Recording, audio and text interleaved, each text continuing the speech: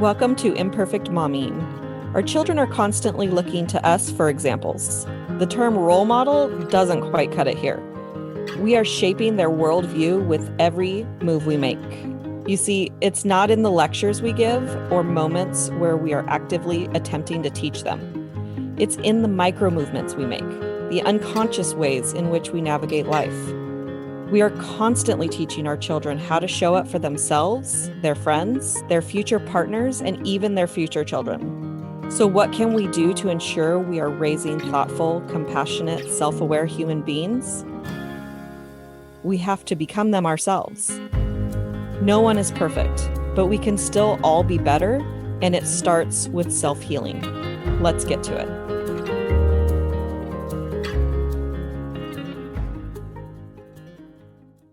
Welcome back to Imperfect Momming, and we have a very special guest today, Jessyka Coulter. Welcome to Imperfect Momming. Hey, Alicia, glad to be here. Thanks for having me. So tell us a little bit about who you are and what you do. Yeah, definitely. So I am a study skills tutor. So I work with tweens, teens, young adults, college students that don't really know how to learn and they don't know how to study. And it all comes down to, do they actually have these study skills? And most of the time, the answer is no. They just do not know how to learn. So if they don't know how to learn, then they don't like to learn, which is where I come in. It's such an interesting statement. They don't know how to learn. Mhm. And like we all know how to learn. We just don't know how to learn necessarily how they teach in school. Yeah, there's a little bit of difference there for sure. I mean, the answer is that at school, yeah, the teachers are going to teach in whatever way works best for them. I mean, that's generally how it works. You know, if they're very visual, they teach very visually. If they would rather listen, yeah, they most likely are going to be those lecture teachers. But at the same time, when you talk about we know how to learn, there's the idea of we all had to start somewhere. You know, we all didn't know how to do even the most basic things, and it was something somehow clicked for us eventually. So it's no different for us learning how to tie our shoes versus, learning something like walking versus, learning, okay, how do I do that math problem? Yeah. Yeah, super interesting. And so this is not our first attempt on trying to record a podcast together. I think you said third time's the charm, and then my internet didn't work. So, That's true. I jinxed uh, us. so we started a podcast a couple of days ago, and I mentioned that my son's school doesn't do homework.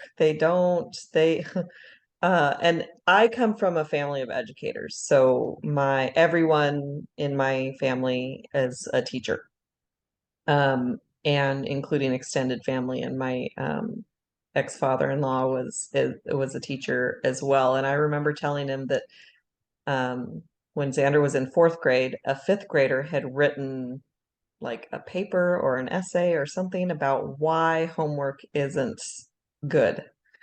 Um, and the school adopted a no homework policy. So the only homework that my son had in fifth grade was reading. And so I want to hear your thoughts on all of that. Oh, well, I am most definitely pro homework.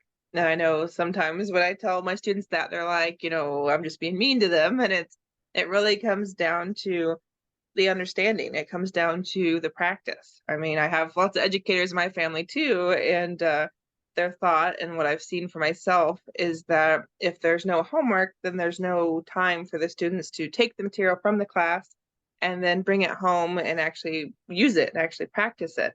Because for me, with the study skills, I mean, note taking's to me the most important study skill I teach. And with homework, that's the perfect chance to see, okay, did my child actually write something down in class that he can then use at home to then use on the homework, to then actually have something to study for that test. But if there's no reason to actually use those notes again or to actually pay attention in class again other than a project or a test, that's kind of waiting possibly several weeks before we actually check for understanding.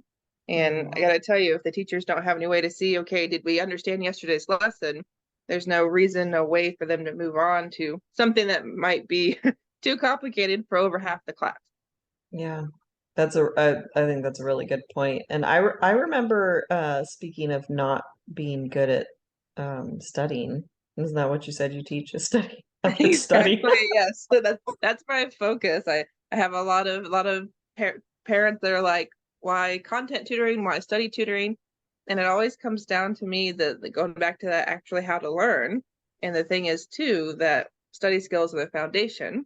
And you can be bad at math, but the fact is you're not actually bad at the content. It's just you don't know how to learn that class, that material. You haven't figured out what works for you. And so that's kind of how I tie it all together, because the same study skills for all classes, all grade level.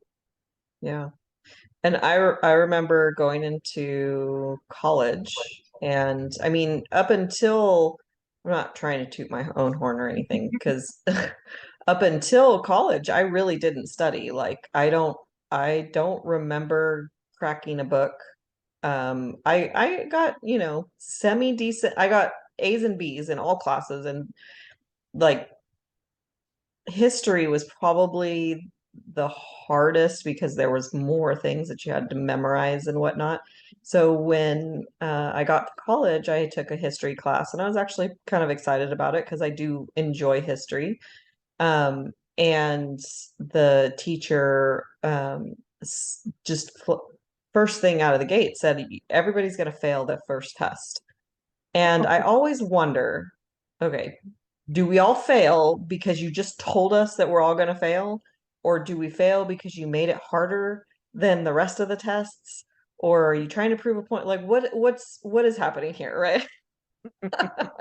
So we all failed the first test, and that really freaked me out because I'm like, this is required for my degree, and I can't fail history. And he said, read the chapter before you come to class, take notes, and then you'll have all the information that you need for the test. And so I would read the chapter before class, I would take the notes, and then I would retype them because I'm OCD.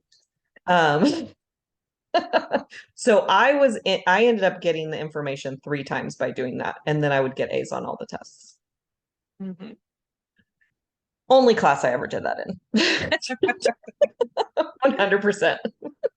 Oh, I mean, good or bad, Alicia, that is one of the kind of the buckets of students I think of, is that there are the kids that they always have just gotten it, that they don't ever feel like they have to study.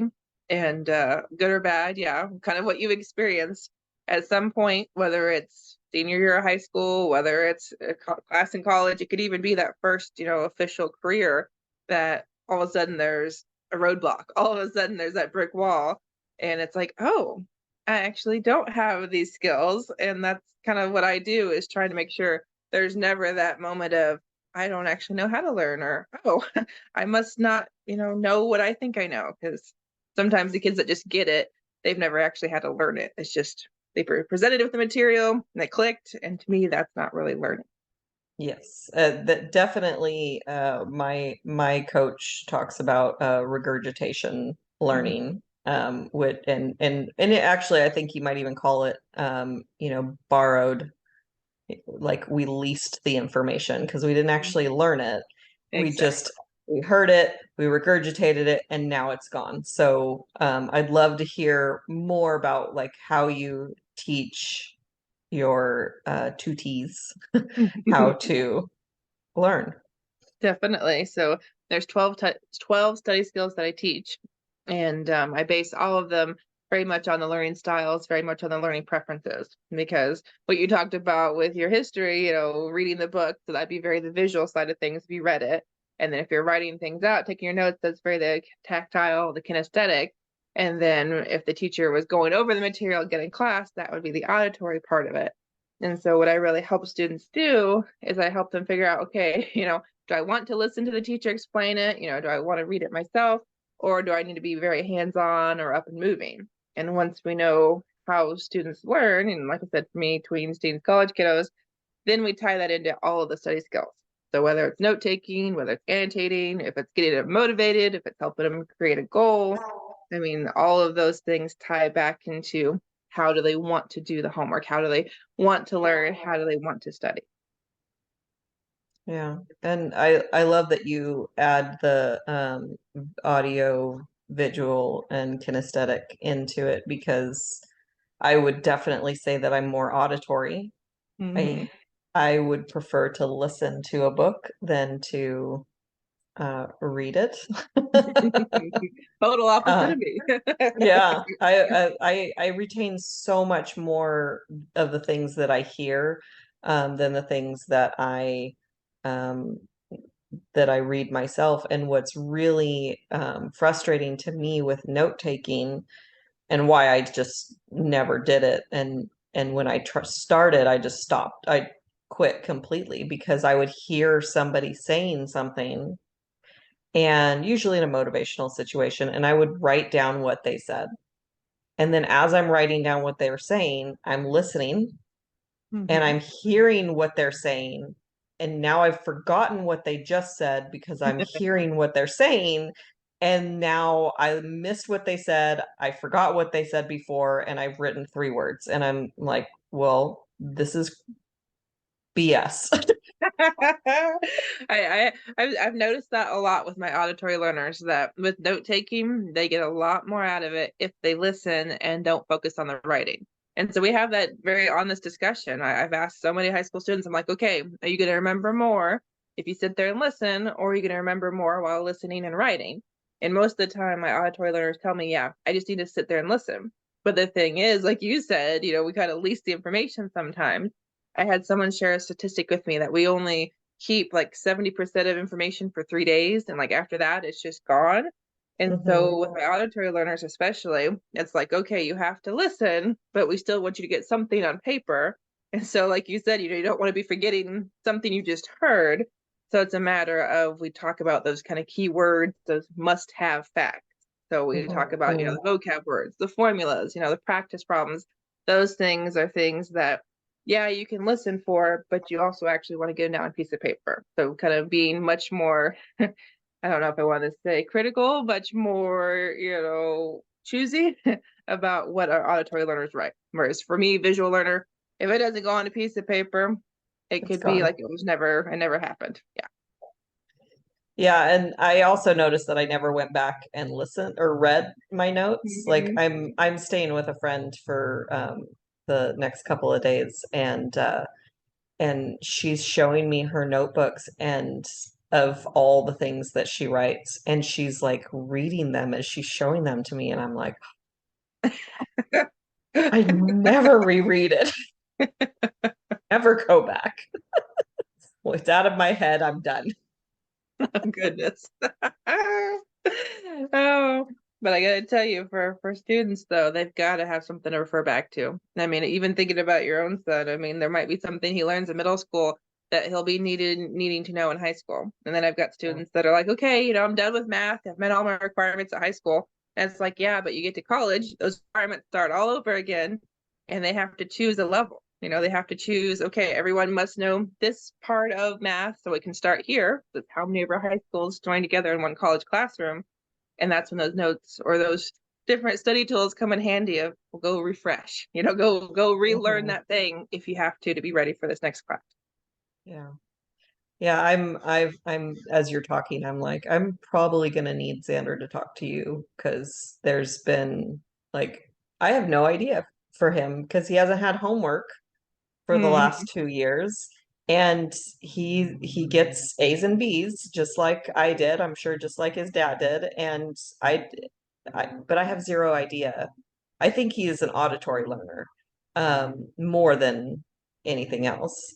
And but I don't know what his notes look like. I saw his backpack and it weighed about 50 pounds on the last day of school. And because they clean out their desk. And I pulled out a math book and I was like, I never saw this once. The whole year, never saw the math book. And it never came home. There was never homework. And now I'm kind of looking back at it. I'm like, I don't know why more parents didn't squawk about this no homework rule, except that parents don't want to deal with the homework and the battle and Exactly. the drama. Exactly. Yeah. And I use that exact word for a reason, Alicia, the idea of the homework battle. Because yes, so many mamas tell me it's a battle every night. We spend hours fighting, or it's always a matter of they say they have homework, but it's done, or oh no, I don't have any, so they don't, yeah. Our kids, what are we going to do with them? Send them to you, right? Oh, I mean, it seems kind of simple, but honestly, the answer, Alicia, is not only teaching them how to learn, but then the second half of that is helping them love to learn. So, I mean, it's a matter of, okay, you have the homework, or oh, you have the paper to write, but how do we get our teens interested in the homework? How do we get them to want to do it? And that comes down to their interest, and that comes down to their skill. Yeah. So how do we get them interested? So, so for me, one of the things I love to do is that all of my work is very much one-on-one because it's not only tied to how they learn, but then like the interest. So, I mean, I've worked with kids that are, crazy into basketball. I've had kids that were crazy into how many every other sports, and then kids that were mega gamers, that are like, okay, I only ever want to read or I only want to play video games, the geek, the nerd side things. And it comes down to how can we bring that sport into every single homework assignment, or how can we bring that particular video game into every homework assignment. And so many opportunities exist at school to do homework in the way the students want to. So like my basketball student, he was getting like 34s. Like this is a high school student getting 34s on his test, so like failing them and like really failing them.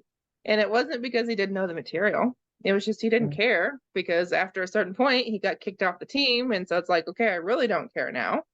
And so we went out to the court. I mean, it was as simple as that. It's like, okay, we need to do two problems and then you get to shoot two hoops. I mean, or you get to dribble for 10 minutes because we did studying for 10 minutes. I mean, something as simple as that is a way to get them interested. And I mean, whenever we had like a free for all on topics for a paper or project, we did something with basketball. So I knew nothing, but I was learning with them. And he's like, oh, yeah, we could do this player. Or, oh, I should look up this statistic. And I'm like, you go for it. I don't know what you're talking about, but it's getting you interested in the work getting done. Yeah. And it's interesting because I was yesterday was summer solstice. So at the time that we're recording this, yesterday was summer solstice. And as we were leaving this event that I went to, someone said, "Look, the new moon and Venus is right there." So I took a picture of it because Xander loves space. Oh, there you go. And since he was 3 or 4 years old, he could say all of the planets and like he knows. So I took a picture of it and I said, Xander, can you see the planet? Because I could barely even see it in the picture. I said, can you see the planet? And he said, yeah, that's Venus. And I was There's an like, okay, interest. but how do you know that? And he said, because it's the brightest star in the sky. And I was like, all right, because like the sun hadn't even fully gone down yet. Like you could see the moon and Venus, and the sun hadn't even gone but down all the way down yet. But yeah, it's getting them interested in something, giving them it. Basically, that's a reward. Like you get to play basketball when we've done 10 minutes of homework. Like humans are not all that complicated.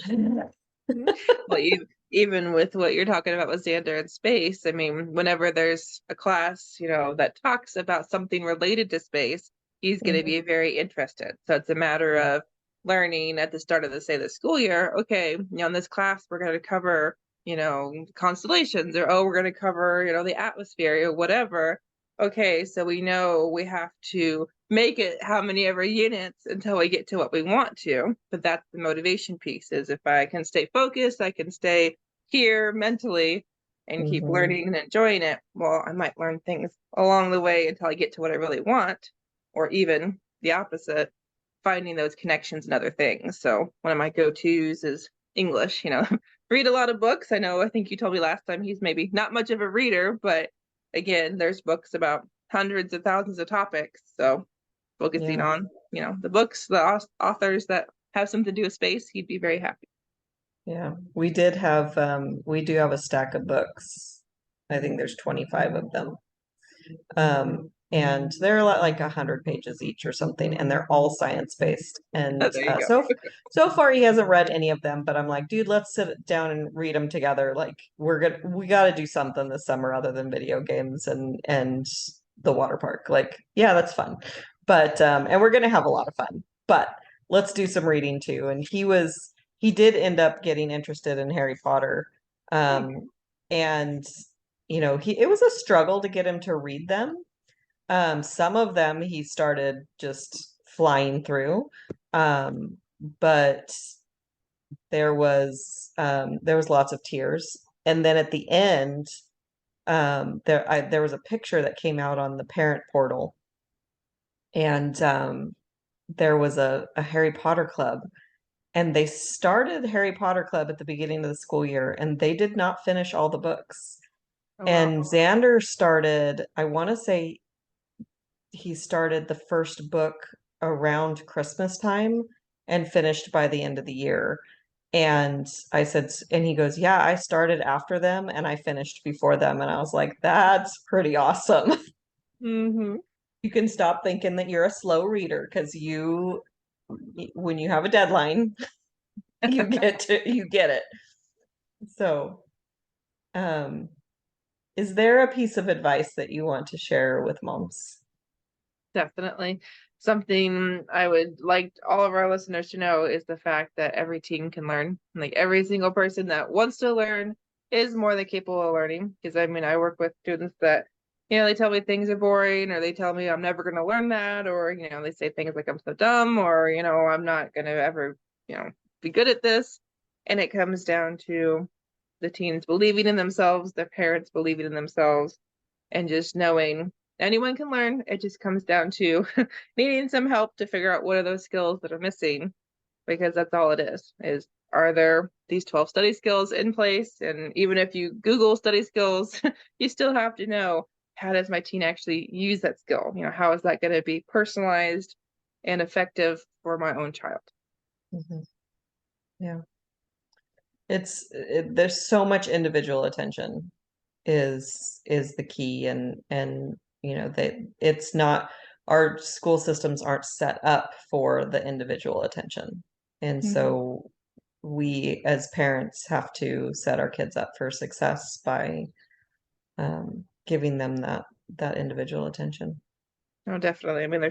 There's just not the time at school. One teacher with 20, 30, possibly more kids, let alone all the standards, all the things they have to teach. And yeah, the content kind of comes before, after the kids. And then, yeah, the standards are most important. Mm-hmm.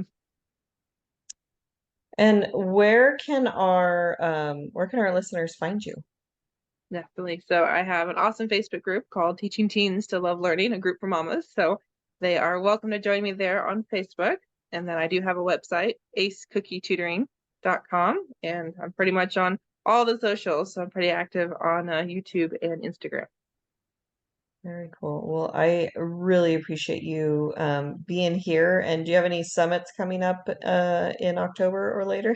I do definitely have different summits coming up. Yeah, I usually host a back to school event. And this one actually, I've had a lot of feedback from my last couple when I posted them in July. So we're going to try this one at the beginning of August. And then, yeah, I always host one in October. And because of the mamas that have attended my past February event, I've decided my signature summit is that Love to Learn event in February. The third one will be here pretty soon.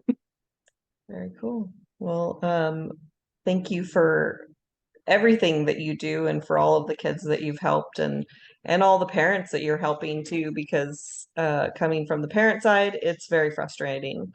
I'm sure you know. No, I'm happy to be here, and this work is what I like. It's so much more fulfilling and helpful than just focusing on the content. Awesome. So there will be another episode of Imperfect Momming for you all coming next week. And until then, keep healing. Bye, guys. Thank you for tuning in to Imperfect Momming. It's time for us to step up and realize that our power is not in trying to shape our children. Our power lies in shaping ourselves into the people we want our children to model themselves after. Don't just do it for your kids. Do it for yourself. When you become a more self-aware, compassionate, and confident person, you and everyone around you benefit.